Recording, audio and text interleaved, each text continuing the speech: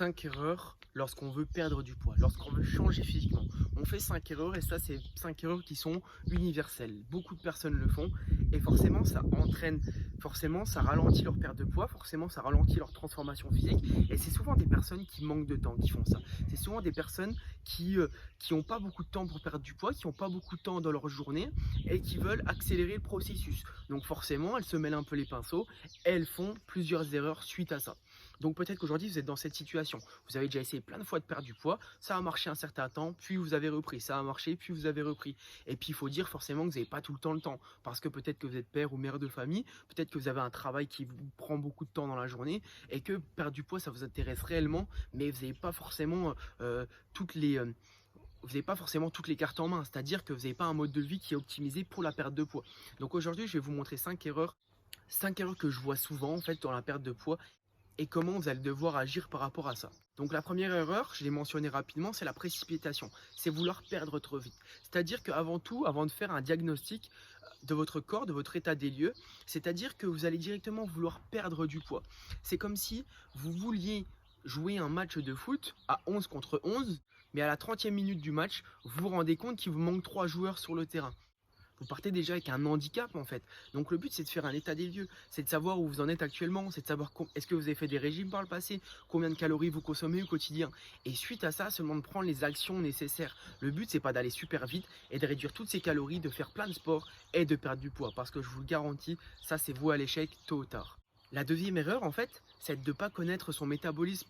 Parce que c'est possible aujourd'hui en fait que votre métabolisme soit endommagé par l'âge, par votre travail, par vos activités physiques, par les régimes que vous avez fait dans le passé. C'est possible que vous ayez un niveau de calories qui soit trop bas.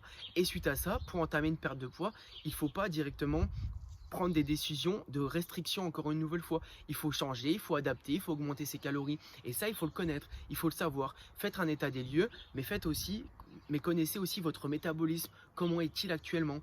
Parce que votre métabolisme, 80% du temps avec mes clients, quand je travaille, quand ils me disent je perds pas de poids, je comprends pas, c'est que votre métabolisme est endommagé. Votre métabolisme ne fonctionne plus. En fait, et quand le métabolisme ne fonctionne plus, il faut prendre des décisions différentes. Il faut faire des actions différentes. Il faut relancer le métabolisme. Si vous ne savez pas comment relancer le métabolisme, je vous mets un petit lien en description. Vous pouvez regarder, c'est une petite page où je vous apprends, c'est un petit article où je vous apprends comment relancer votre métabolisme. La troisième erreur, c'est que vous essayez tout. Vous entendez plein de notions sur plein de régimes différents, régime cétogène, jeûne intermittent, régime hyperprotéiné. Et forcément, comme vous essayez tout, en fait, on n'essaye rien à la fois. Vous avez souvent entendu peut-être cette phrase qui dit à vouloir être bon partout, on est mauvais partout en fait. Il ne faut pas essayer d'être bon partout parce qu'on sera moyen partout. Il faut mieux essayer d'être bon dans une seule chose. C'est-à-dire qu'il va falloir essayer de sélectionner une méthode qui vous correspond. Par exemple, si c'est le jeûne intermittent, hop, je vous mets en description, je vous mets aussi ici un lien de la vidéo sur le jeûne intermittent, sur le jeûne de 16 heures.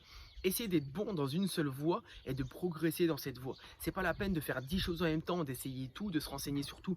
C'est de se renseigner sur une chose et d'y aller petit à petit. La quatrième erreur, et ça c'est une grosse erreur, c'est que vous vous basez trop sur la motivation.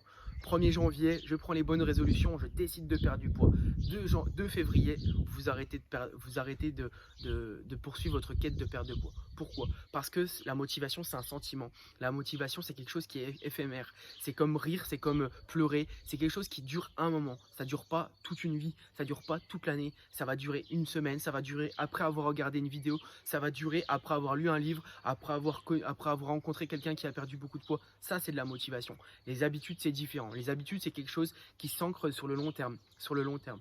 Vous vous brossez les dents tous les jours. Vous vous levez tous les matins, c'est des habitudes. Tout ça, c'est des habitudes. Et ça doit être mis en place au fur et à mesure du temps. Donc, je vous ferai une vidéo comment mettre en place des habitudes saines et viables pour perdre du poids. Et la dernière erreur aussi qui est assez commune, c'est que vous cherchez à enlever plutôt qu'ajouter. Forcément, qui nous dit perte de poids, quand on parle de perte de poids, on parle de restriction, on parle de changement, on parle de tout ça. Et forcément, quand on parle de tout ça, c'est des nouvelles choses qui doivent être mises en place. Donc mon repas du soir où je mangeais que des spaghettis bolognaises ou avec du fromage en dessert, donc tout ça j'enlève et je remplace. Vous cherchez toujours à enlever et pas à ajouter. Au lieu de ça, peut-être que votre repas du soir où il y a du fromage et des spaghettis bolognaises, avant tout ça, avant mon repas, je vais essayer d'ajouter par exemple une grosse salade verte qui va me rassasier.